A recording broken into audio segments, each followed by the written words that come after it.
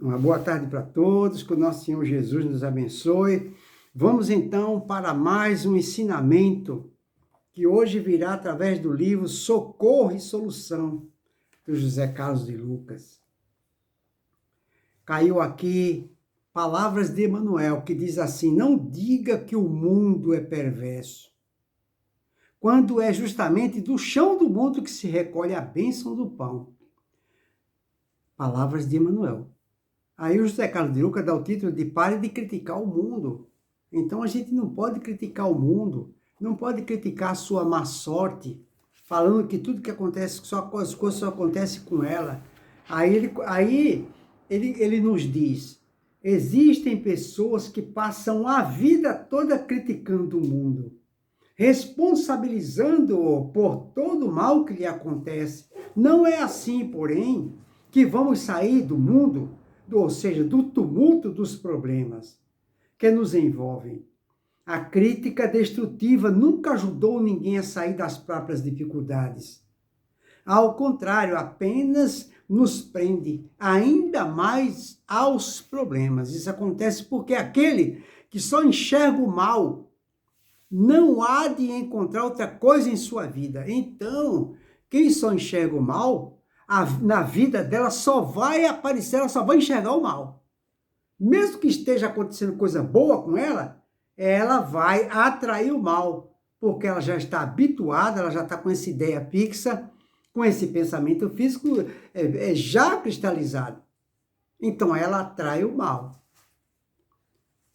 Aí ele continua. Aquilo que cada pessoa procura acaba inevitavelmente encontrando em seu caminho. Muitas vezes nós caímos na armadilha de nos revoltarmos contra o mundo. Uma revolta generalizada contra tudo e contra todos. Isso é próprio de uma visão egocêntrica. Isto é, de que a vida deve girar em torno de nós mesmos. O que nos torna seres extremamente exigentes para com os outros, não suportando a menor contrariedade e os limites naturais da imperfeição de cada um. Tem razão Chico Xavier ao afirmar, quando ele falou, quem mais sofre no mundo é quem tem mais tempo para si mesmo. Ó, tá vendo? Então o Chico nos diz que quem mais sofre nessa terra é quem tem mais tempo para si mesmo. Isso quer dizer o quê? Que nós também devemos utilizar o nosso tempo para visitar um doente no hospital, para ir numa favela, para ir na casa do vizinho, perguntar se o vizinho está precisando de alguma coisa. Então nós temos que utilizar o nosso tempo para ir de encontro com aqueles que choram, com aqueles que estão sofrendo. Mas quando a pessoa utiliza todo o tempo só para si, essas são as pessoas mais vulneráveis a passar por problemas, porque o seu foco está em si próprio, apenas em si. Aí acontece, a pessoa fica vulnerável, porque o próprio Chico fala que a nossa felicidade, ela é medida pela felicidade que fizemos ao outro. Ninguém consegue nada sem primeiro dar, é dando que se recebe. Aí ele continua. O Chico falou, quem mais sofre no mundo é quem tem mais tempo para si mesmo. Quando o sofrimento alheio nos incomoda, o nosso não nos incomoda tanto. É verdade. Tá vendo? Olha, quando o sofrimento alheio nos incomoda, o nosso não nos incomoda tanto. Às vezes nós estamos passando por um problema tão grande. Aí a gente fica sabendo que um amigo nosso, uma amiga nossa, um vizinho nosso, um parente nosso está passando por problema. E essa pessoa nos procura para a gente ajudar. Ao nos envolvermos com o problema dessa pessoa, quando a gente mesmo se apercebe, o nosso já diminuiu de tamanho, de peso. Todo problema, ele só é grave porque a gente dá muita importância para ele. Quando a gente não dá mais importância para o nosso problema, ele desaparece. Por incrível que pareça, é assim que funciona. Aí ele continua, ouço as vozes de revolta dos magoados contra o mundo, dizendo que não pediram para nascer. Olha, quantas pessoas que não falam isso? Eu não pedi para nascer, né? No que cometem grande equívoco espiritual. Nós já existíamos antes do encontro do espermatozoide com o óvulo. Não viemos do nada. já tínhamos vida espiritual antes dessa vida biológica. Não nascemos pela primeira vez. Houve apenas um renascimento na Terra com finalidade de construir, com finalidade de continuarmos nossa trajetória de evolução. Ora iniciando novos projetos de crescimento, ora refazendo lições não aprendidas. As adversidades que cada um encontra nesse mundo estão no campo das lições que ainda não foram devidamente assimiladas. Tá vendo? Então, as adversidades que cada um encontra nesse mundo estão no campo das lições que ainda não foram devidamente assimiladas. Então, isso quer dizer que as dificuldades que surgem em nossas vidas não surgiu por um acaso. Surgiu porque nós ainda não aprendemos a lidar com aquele problema, não é? Quando aprendemos a lidar com aquele problema e a solucionar aquele problema, ele desaparece. É exatamente como uma criança na escola, o aluno na escola. O aluno na escola, o professor, a professora passa um problema para o aluno resolver. O aluno vai ter que quebrar a cabeça para resolver. Quando ele resolver o problema, significa que ele já está apto a enfrentar um problema maior que aquele, e o professor vai passar outro maior. E é dessa forma que nós vamos expandindo a nossa inteligência. Porque toda vez que a gente pensa para resolver um problema, para se desvencilhar de um problema, a gente está potencializando a nossa inteligência, expandindo a inteligência, aumentando a inteligência. Então, o problema, ele é necessário, ou se quiser, o mal necessário. E quase todos nós imploramos a Deus uma nova oportunidade de voltar a este mundo e de uma vez por todas resolvermos as questões pendentes. Por isso, a revolta com o mundo chega a ser um contrassenso. Pois, ao contrário do que dizem, nós pedimos sim para nascer e cursar as matérias que vieram de outras vidas em regime de dependência. Pois precisamos avançar em nossa caminhada espiritual. Precisamos ter claro que a felicidade está diretamente associada à nossa evolução espiritual. Então, a nossa felicidade ela está associada à evolução espiritual. Tá vendo?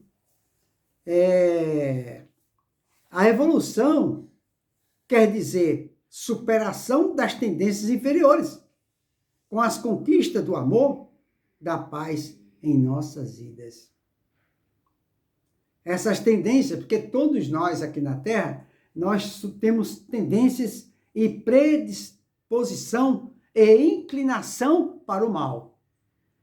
O homem tem inclinação para roubar, outro tem inclinação para ser corrupto, outro tem inclinação para ser violento, outro tem inclinação para ser agressivo, outro tem inclinação para fazer o bem, outro tem inclinação para perdoar, outro tem inclinação para amar, outro tem para odiar. Cada um de nós trazemos dentro de nossa alma, do nosso coração, tendência, predisposição, inclinação para determinadas ações e atitudes e pensamentos.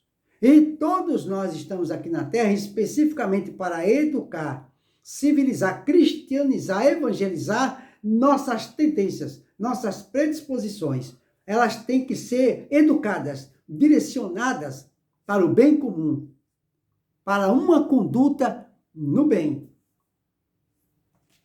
Então, se nós temos tendência para beber, para fumar, para se prostituir, para ser impaciente, para ser agressivo, Deus nos dá essa oportunidade de estar aqui na Terra para educar essa nossa personalidade. Porque todos os nossos problemas, sem exceção, todos os nossos problemas são psicológicos.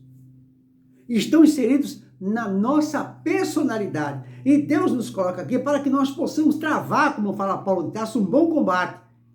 Não é? Porque o maior inimigo que nós temos aqui na Terra, quem é? Quem é o nosso maior inimigo que nós temos aqui na Terra? São os espíritos das trevas? São os bandidos aí na rua? Não. O maior inimigo que nós temos aqui na Terra somos nós mesmos. nossas atitudes, ação e pensamento. Por isso que Jesus falou, orai e vigiai. Nós temos que aprender a nos observar. Vigiar é o meu pensamento, a nossa atitude, a nossa ação. Principalmente quando somos fustigados, encurralados, maltratados, ofendidos, traídos. E aí que entra, não é? A ação que nós temos que tomar para educar os nossos pensamentos, os nossos impulsos. Não se deixar levar pela ira, em querer fazer justiça com as próprias mãos. Aí ele continua.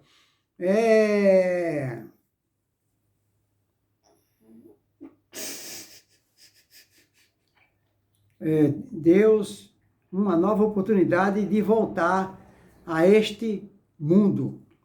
E de uma oportunidade de voltar a este mundo e de uma vez por todas resolvermos as questões pendentes. Por isso, a revolta com o mundo chega a ser um contrassenso, pois ao contrário do que dizem, nós pedimos sim para nascer e cursar as matérias que vieram de outras vidas em regime de dependência, pois precisamos avançar em nossa caminhada espiritual, precisamos ter claro que a felicidade está diretamente associada à nossa evolução espiritual. E evolução quer dizer superação das nossas tendências inferiores, com a conquista do amor e paz em nossas vidas. Essas tendências negativas que trazemos só podem aflorar no mundo ainda imperfeito e inferior. E a partir dessa constatação é que iremos trabalhar pelo nosso progresso. Olha que coisa fantástica. Pode ir. Então, pessoal, isso aqui eu achei extraordinário. Vamos fazer uma reflexão sobre isso aqui. Ele fala, precisamos, vou repetir aqui, precisamos ter claro que a felicidade está diretamente associada à nossa evolução espiritual. Então, a nossa felicidade está associada à nossa evolução espiritual. Como é que uma pessoa pode ser feliz se espiritualmente a sua luz, a sua aura ainda está opaca? Ainda não tem sublimação de sentimentos. Como pode almejar a felicidade? A felicidade, não é? Ela está, como ele falou aqui, associada à evolução espiritual.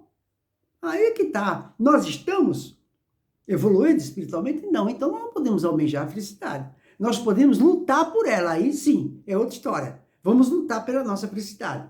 Então o que eu tenho que fazer para lutar pela minha felicidade? Eu tenho que me observar. E educar as minhas imperfeições. Porque eu sou imperfeito, eu ainda sou pecador. Todos nós somos pecadores. Deliberado, conscientes. Deliberado, consciente e reincidente. 3 graves. Todos nós somos assim, estamos assim, nessa situação. Como desejar a felicidade? Como pedir que Deus nos dê, se nós não fazemos jus a isso? Vou repetir que eu gostei disso aqui. Precisamos ter claro que a felicidade está diretamente associada à nossa evolução espiritual. E evolução espiritual quer dizer superação das nossas tendências inferiores, com a conquista do amor, da paz em nossas vidas. Aí ele continua, essas tendências inferiores que todos nós trazemos está inserida nos arquivos de nossa memória, querendo ganhar força no presente. Queremos que nós façamos tudo o que fazíamos nas encarnações anteriores. Aí ele fala, essas tendências negativas que todos nós trazemos só podem aflorar no mundo ainda imperfeito. Tá vendo? Inferior. E a partir dessa constatação é que iremos trabalhar pelo nosso progresso. Então, as tendências que nós temos, a predisposição, essa inclinação que a gente tem para o revide, para falar mal, para julgar, preconceito, isso vem de um mundo inferior, do mundo atrasado. E esses costumes esses hábitos ainda estão inseridos dentro de nós. Nós precisamos dar um jeito de educar isso. Estamos aqui na Terra para isso. Deus nos colocou aqui na Terra especificamente para isso. Mas quando a gente chega aqui na Terra, o que a gente faz? A gente faz um trabalho contrário. A gente se volta especificamente para o trabalho profissional, para crescer materialmente. Então aí passamos a viver uma inversão de valores. Como é que a gente pode querer almejar a felicidade?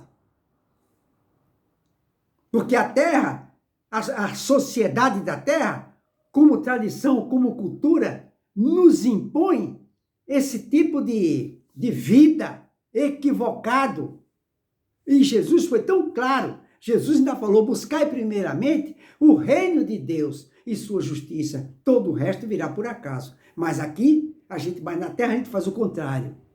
A gente procura primeiro o reino da Terra, os valores da Terra, o sucesso da Terra, a condição social da Terra, o conforto da Terra, a ilusão e a fantasia da Terra.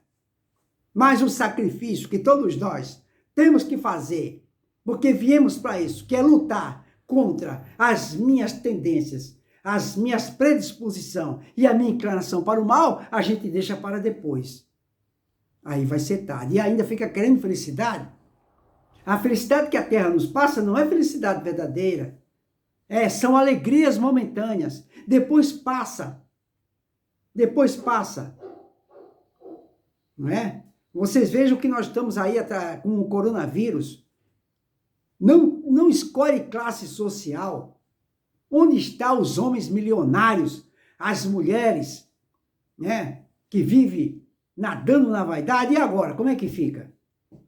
Porque o corona vai pegar, o Covid vai pegar qualquer um. Não quer saber se eu tenho um diploma ou se eu não tenho um diploma. Se eu sou milionário ou sou pobre. Não é? Então, são valores que a traça corrói o ladrão e a doença leva também. Agora, os valores espirituais, que é o sacrifício que todos nós temos que fazer. Vou repetir. Os valores espirituais que todos nós temos que trabalhar, fazer, lutar. Não é? Esse aí, ninguém tira. Ninguém tira. Nem coronavírus, ninguém tira. Os valores espirituais. Porque se uma pessoa, ela estiver com valores espirituais, que é, entre outras coisas, a consciência tranquila no dever cumprido, mesmo que ela seja atingida por qualquer doença, por mais grave que seja, ela está em paz. Porque ela sabe que aquilo que aconteceu com ela não foi por um acaso. Foi pela vontade de Deus. Ela está com a consciência tranquila. Porque cumpriu com seus deveres e obrigações. É a mesma coisa o Covid. O Covid veio na Terra para fazer o seu trabalho, então faça bem feito. Mas nós temos que fazer o nosso. Nós estamos fazendo o nosso? O Covid está fazendo o dele, mas nós estamos fazendo o nosso? Aí é que está. Cadê os valores espirituais? Agora é a hora. Agora é a hora de a gente mostrar para a nossa própria consciência e para Deus que nós estamos na batalha. E a batalha é sinônimo, é a personificação de estar em paz com a consciência tranquila nos deveres cumpridos, no que tange aos esforços que todos nós temos que fazer para domar nossas más inclinações. Esse é o trabalho. Estamos fazendo? Quem vai responder é nossa própria consciência que vai responder isso. Aí ele fala, essas tendências negativas que todos trazemos só podem aflorar no mundo ainda imperfeito e inferior, claro. Mas claro, esse surto que as pessoas têm, essas agressividades que as pessoas têm, esses preconceitos, isso aí é coisa de mundo atrasado. Nesse mundo não cabe mais essas coisas.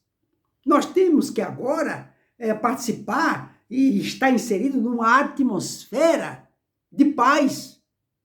De paz. Se não de amor, que ainda não alcançamos esse altruísmo, mas pelo menos de paz. com a consciência tranquila de que estamos, no mínimo, nos esforçando para nos melhorarmos. Repetindo, essas tendências negativas que todos trazemos só podem aflorar no mundo ainda imperfeito e inferior. E a partir dessa constatação é que iremos trabalhar pelo nosso progresso. Primeiro, constatar que as nossas atitudes são em pensamento, isso pertence ao mundo inferior. Isso é lá para as trevas, para os abismos, para o umbral.